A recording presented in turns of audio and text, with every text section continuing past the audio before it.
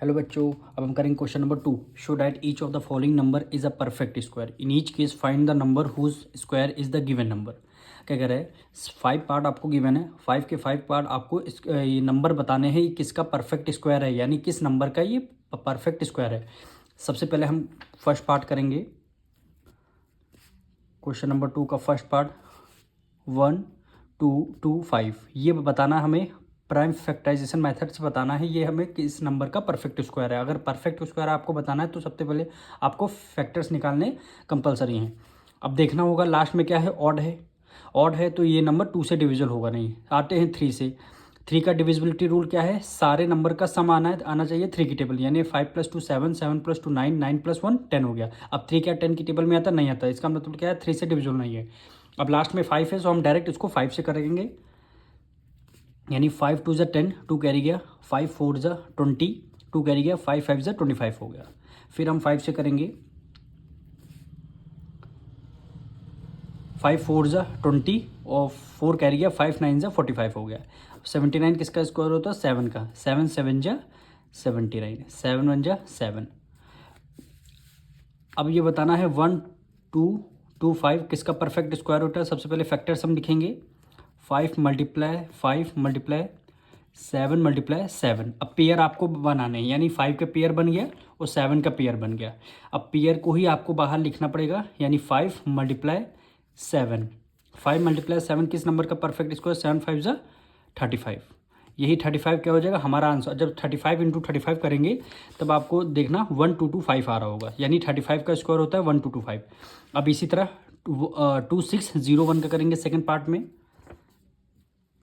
Second part में करेंगे 2601। इसी तरह हमें क्या निकालने पड़ेंगे, फैक्टर्स निकालने पड़ेंगे और हमें बताना पड़ेगा ये नंबर किस नंबर का परफेक्ट स्क्वायर है। तो सबसे पहले ये नंबर हमारा 2 से जाएगा नहीं। जब 2 से नहीं जाएगा, 3 से हम देखते हैं, 6 + 2 8, 8 + 9 9 हो गया, यानी 3 9 की टेबल में आता है, बिल्कुल ये नंबर 3 से डिविजिबल हो जाएगा।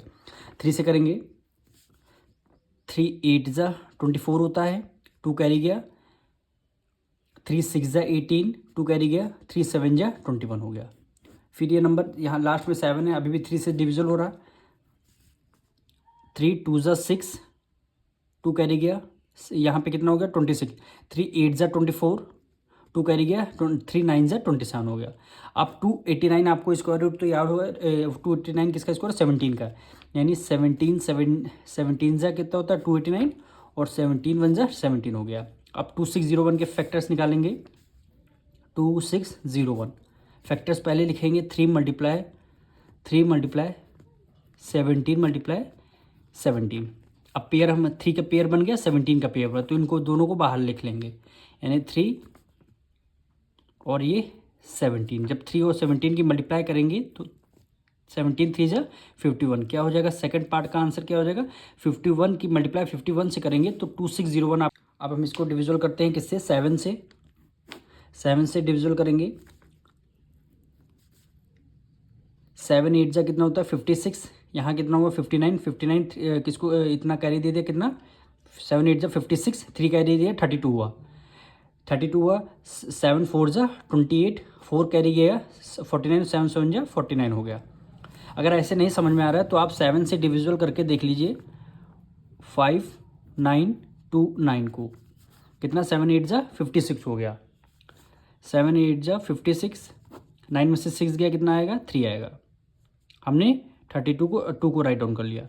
7 4 सा 28, 12 में से 8 गया 4 आएगा, फिर हमने 9 को राइट डाउन कर लिया, 7 7 सा 49, रिमाइंडर के तरह 0 आ गया, यानी 7 से ये नंबर डिविजल हो रहा क्या है 8 8 4 7, तो वही हमने लिखा 8 4 7। अब इसको करते हैं, ये नंबर हमारा फिर से 7 से डिविजल हो रहा। देखिए 7 1 = 7, एक कैरी गया, 7 2 = 14 और 7 1 = 7। 121 किसका स्क्वायर होता है 11 का, यानी 11 11 = 121, 11 1 = 11 हो गया।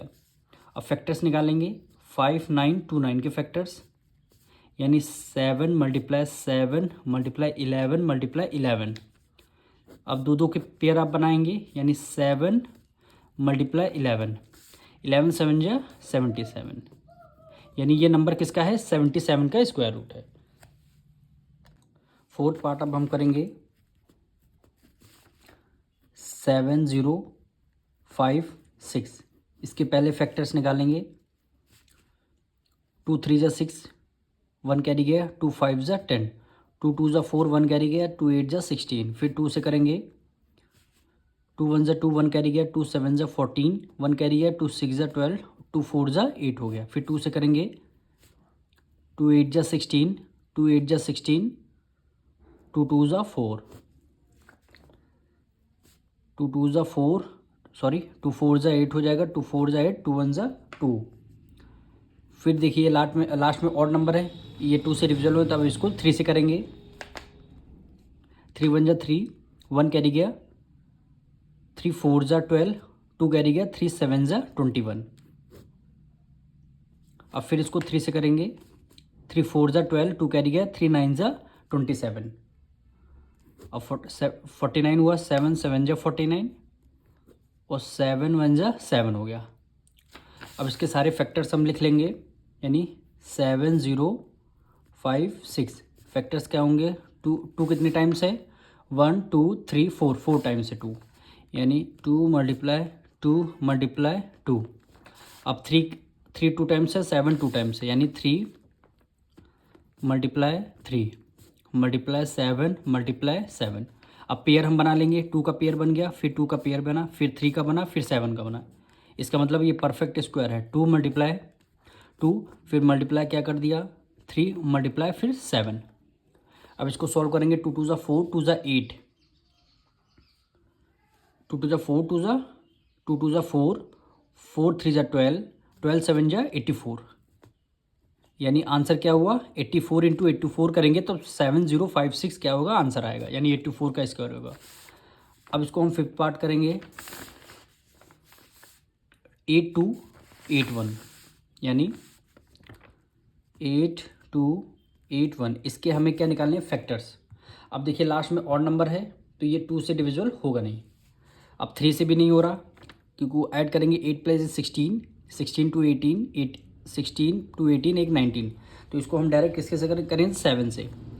जब आप 7 से करेंगे, इसको डिविजिबल करके देख लीजिए 7 से, यानी 8 2 8 1, 8 1। 7 1 से 7 हो गया, 8 में से 7 गया 1, और 2 को आपने राइट डाउन कर लिया। फिर से करेंगे 7 1 से 7, 12 में से 7 गया 5 आएगा। फिर आपने 8 को राइट डाउन कर लिया। 7 8 जा 56, 56, 8 में से 6 गया 2 आ गया। फिर आपने 1 को राइट डाउन किया। 7 3 जा 21, रिमाइंडर 0 आ गया। आया क्या? 1 1 8 3, यानी कितने नंबर से जा रहा है? 1 1 8 3। फिर हम 7 से करेंगे। 7 1 जा 7, कितना बचा? 4, यानी 48 हो गया। 7 6 जा 42।